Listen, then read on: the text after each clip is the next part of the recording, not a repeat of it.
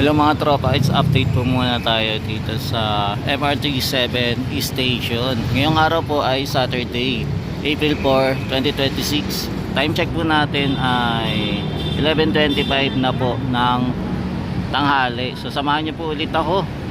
Mag-update po muna tayo dito sa area po ng SM North, kung saan ginagawa po ang MRT 7 North Avenue Station. Alamin lang natin kung ano po yung progress po dito sa area po ng ating bagong MRT 7 na ginagawa dito sa lugar ng North Avenue. So samahan nyo ulit ako mga tropa. Let's go. Mag-update po muna tayo ng mga infrastructure ngayong araw na Saturday.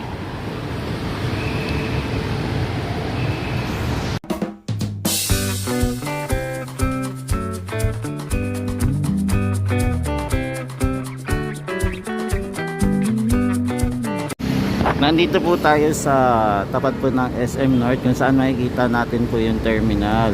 Yung terminal na to, ito ay may iba't ibang lugar kung saan pwede po tayong pumunta. Nandyan na po yung City Hall, may Lagro, may Monumento, meron din po papuntang UP at iba pa.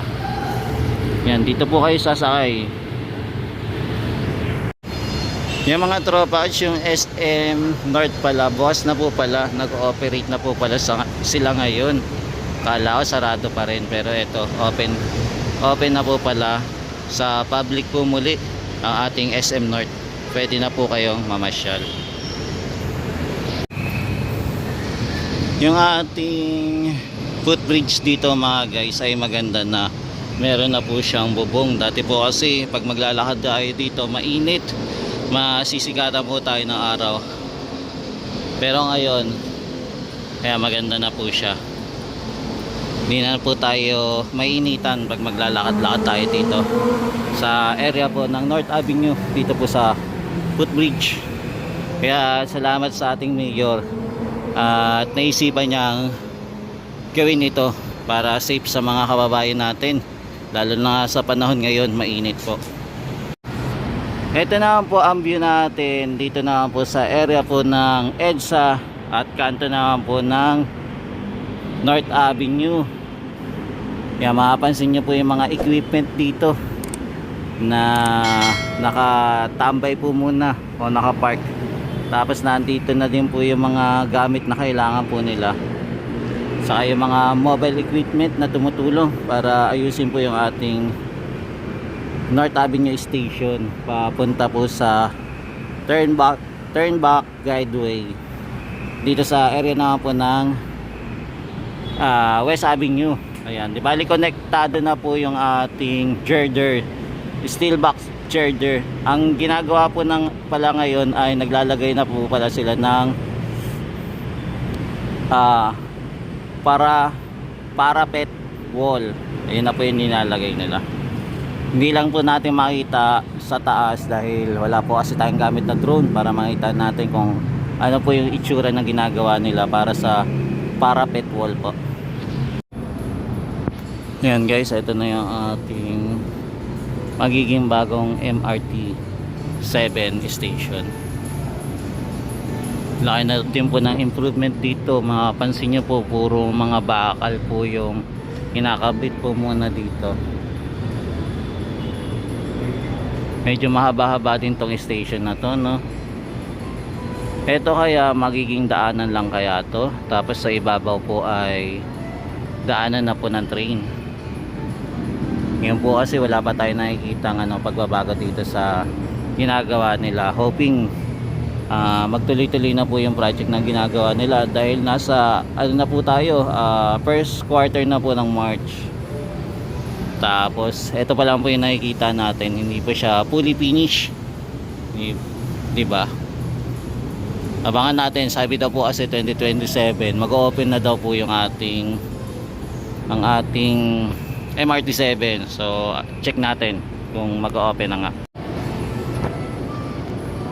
Yan guys, mapapansin nyo po na naglalagay na po sila ng pang support para sa ating platform na ginagawa, para sa wall na ilalagay po dito sa girder na ginawa po nila, na nag-extend na po sa turn back guideway.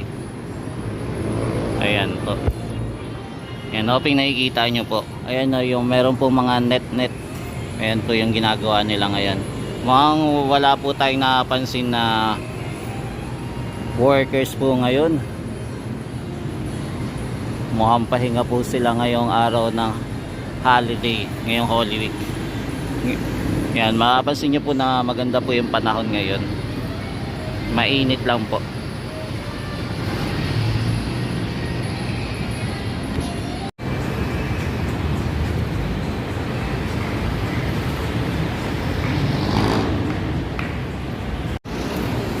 Ayan guys, so nakikita nyo po na puro cover na po ng net dito po sa pinakaunahan, malapit po sa station ng North Avenue station na ginagawa. Ayan, may brace na po, tapos naglagay na din po sila yung para sa sahig, yung mga plywood.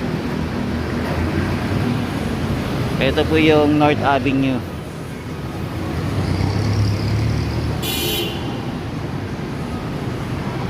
Yan, so ito po yung itsura ng ating station na puro bakal po.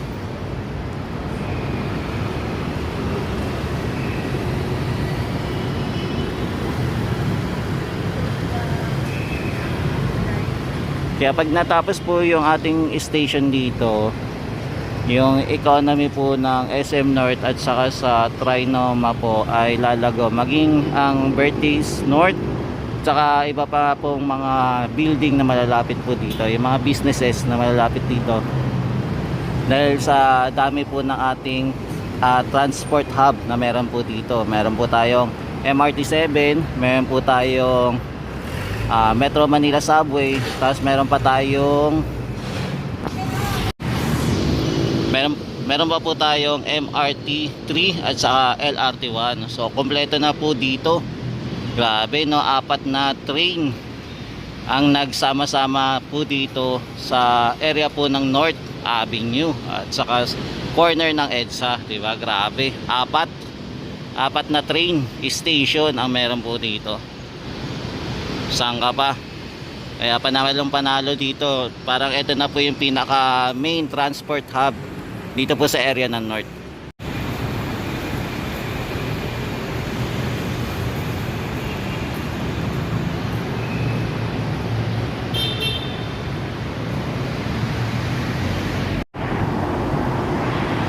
Nandito na po tayo sa Unified Grand Central Station. Halos malapit na din po ito matapos yung station na to, kaya lang natenggal lang po, no, sayang. Ang natenggal na po dito yung ating LRT1, hindi pa po na-continue.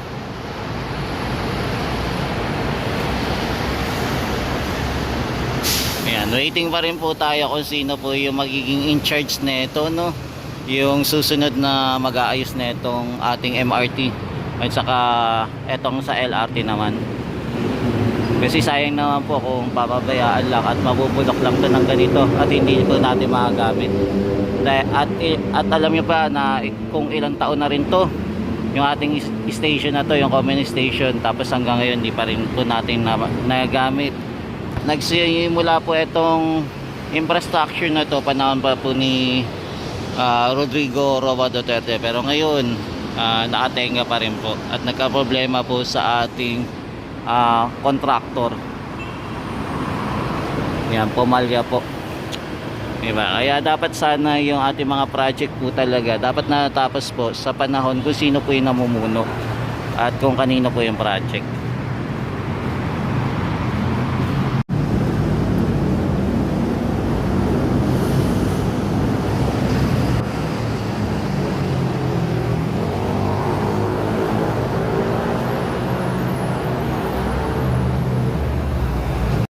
Ito po yung ating EDSA.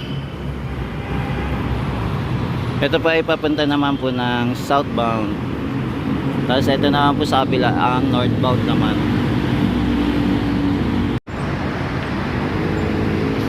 Mapapansin nyo pala mga tropa, yung ating supporter dito para sa girder po pala, tinanggal na po pala. Yan, di ba nakikita po natin last time yung nag-vlog pa tayo dito, nakikita natin. Pero ngayon okay na, no? Back to normal na po yung ating girder. Okay na, okay na. Yan, ito po yung ating pa northbound. At ito naman po yung sa south.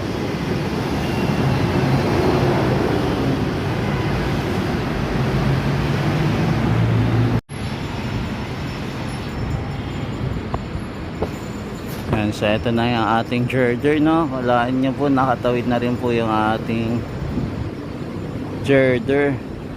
Yung dalawang girder, no? Na steel box girder. Tapos ito mga may inaayos pa ata sila. Pero pa rin po tayo yung scaffolding na papaakyat sa taas.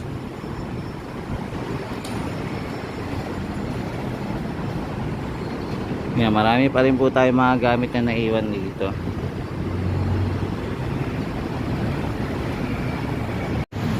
Ito na po yung ating extension naman, yung turn back guideway. Buo na din po pala yung mga poste dito at nakapaglagay na din po pala sila ng para sa wall, no?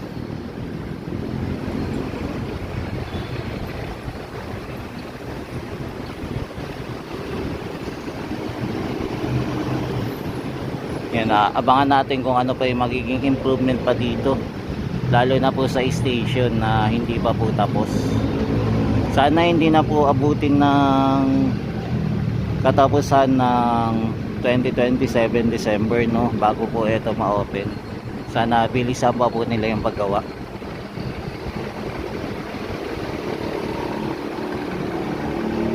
Ito po yung papunta na pong West Avenue naman mga tropa. Ngayon nakalain mo yung West Avenue na magkakaroon pala ng MRT7.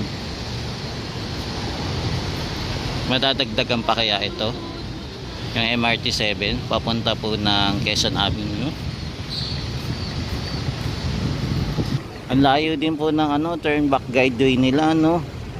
Kung tutusin, pwede naman po kahit kalahati lang na ito, no? Yung dito sa may yung ginawa nila, hindi dapat gaanong kahaba, pero yan, no, sobrang haba. Parang patungo na ng ng Quezon Avenue yung ginawa nila.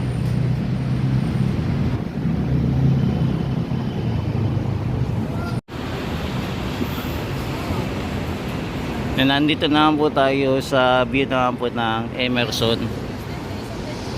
Dito po kasi meron pong elevated walkway. Yan, makikita po natin na itong girder na to.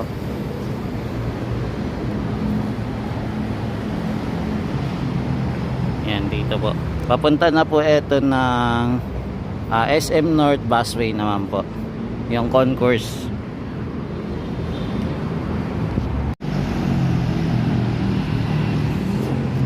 Time check po natin ay 11:43 na po ng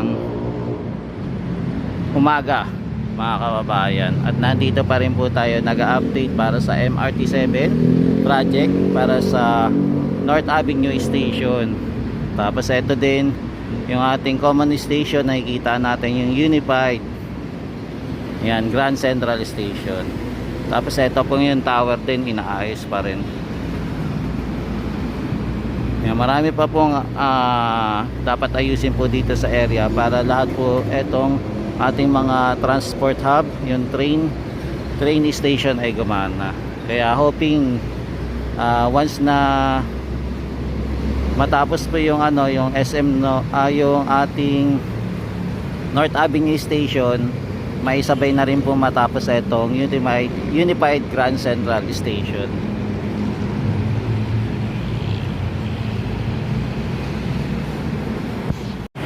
Nandito naman po tayo sa area naman po ng North, SM North. Yan, busway, concourse.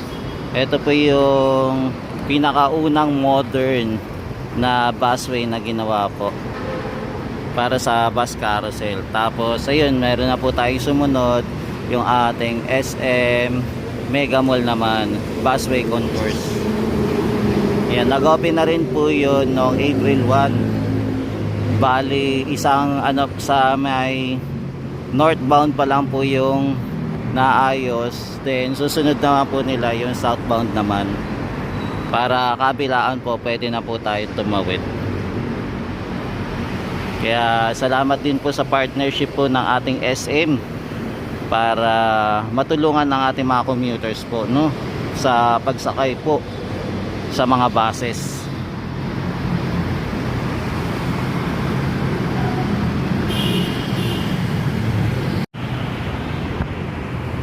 So mga tropa kids, ito po muna yung latest update natin dito po sa area po ng North Avenue Station. Maraming salamat po ulit sa pagsama niyo po sa akin para i-update po namin kayo sa mga ganap dito, sa mga infrastructure na nangyayari dito sa Pilipinas.